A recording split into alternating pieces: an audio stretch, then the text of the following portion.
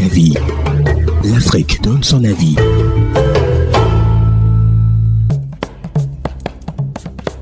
Bienvenue dans Africa-Vie, dans le cadre de la campagne de sensibilisation contre la dépigmentation volontaire de la peau et en faveur de l'acceptation de soins sémio-naturels, une campagne initiée par Pensée Noire Magazine et le média My Africa Info. Nous recevons, dans le cadre de la Journée internationale de la femme, Anne-Laure Verndoy, auteure à qui l'on doit l'ouvrage baptisé « Décolorer, un panorama de la dépigmentation volontaire de la peau ».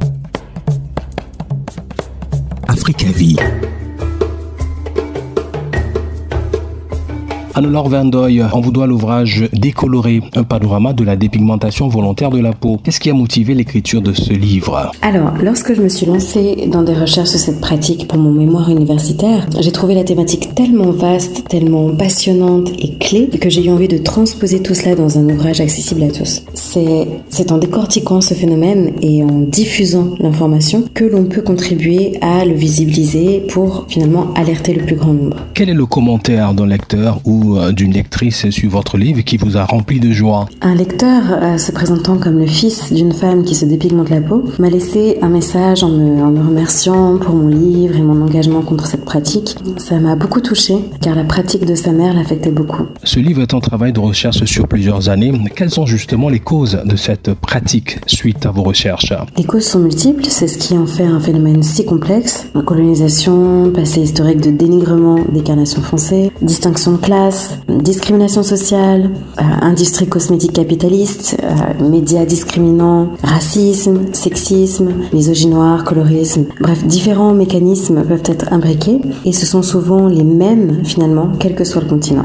Dans quelle partie du monde la dépigmentation se pratique-t-elle? Alors partout justement, avec une prédominance en Asie et en Afrique. La dépigmentation est cause de multiples dégâts sur la santé. Éclairez-nous, puisque vous en parlez justement longuement dans Décolorer. Oui, c'est le plus tragique, c'est le plus important à rappeler. Les produits dépigmentants sont nocifs pour la santé. Il n'y a aucune technique dépigmentante qui soit sans danger. Il y a des substances dangereuses telles que le mercure, les corticoïdes, l'hydroquinone, le glutathion, etc. qui sont utilisées, parfois sans même être indiquées. Certains utilisent aussi des produits abrasifs. Donc voilà, toutes ces substances endommagent la peau, qui est un organe, mais aussi tout le système corps. On s'expose à différentes complications graves comme l'insuffisance rénale, le diabète, l'impossibilité pour la peau de cicatriser, ce qui peut être fatal d'ailleurs, le cancer, etc. La liste est longue. Comment comprendre que malgré les alertes, cette pratique semble ne pas faiblir?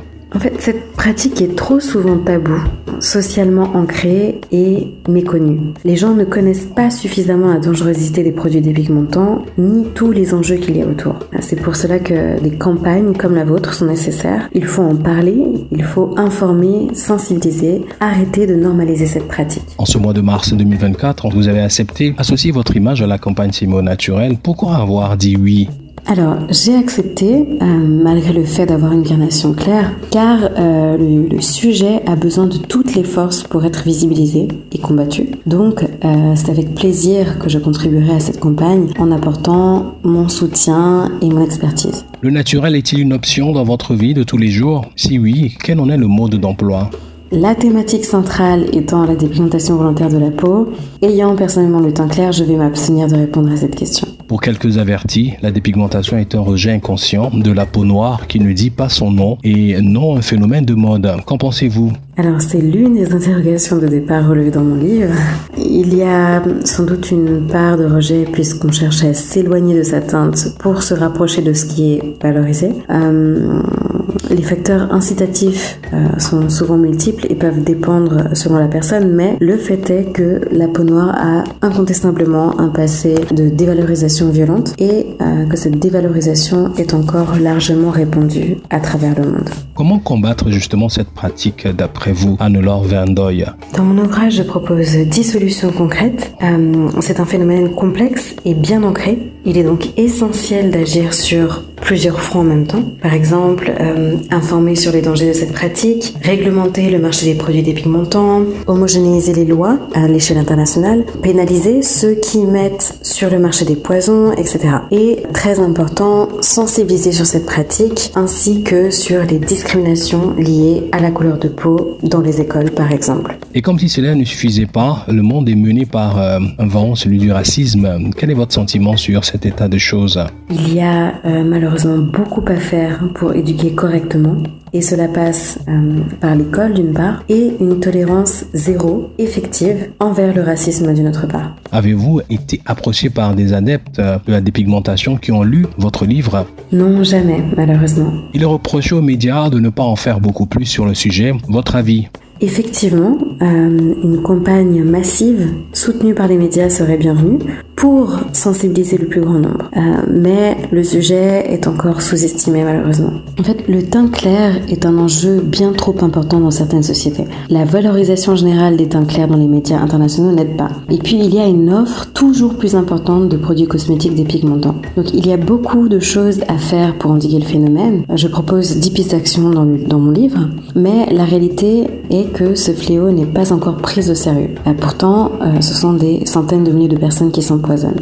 Au-delà du livre, vous militez également pour la cause par le biais d'ateliers, de rencontres par exemple. Comment portez-vous le message? J'essaye d'exposer les mécanismes imbriqués dans ce phénomène en misant sur les échanges et le dialogue. Mon but, c'est vraiment d'informer et de conscientiser. Quelle est votre actualité et comment sera meublé évidemment pour vous 2024 Anne-Laure Verndoye?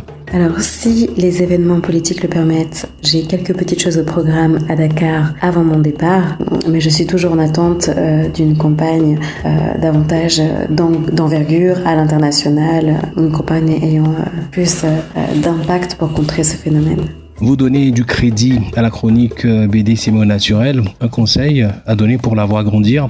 Pourquoi ne pas la proposer dans des écoles? Il faut encourager les jeunes à lever le tabou, en discuter, s'informer et relayer l'information auprès de leur famille. Pour clôturer cet entretien, Anne-Laure Verndoye, votre souhait pour l'Afrique et ses enfants? Je souhaiterais que la nouvelle génération soit suffisamment informée, sensibilisée, conscientisée pour s'émanciper de la valorisation du teint clair et de cette pratique destructrice qu'est la dépigmentation volontaire de la peau. C'était Africa Vie. L'Afrique donne son avis.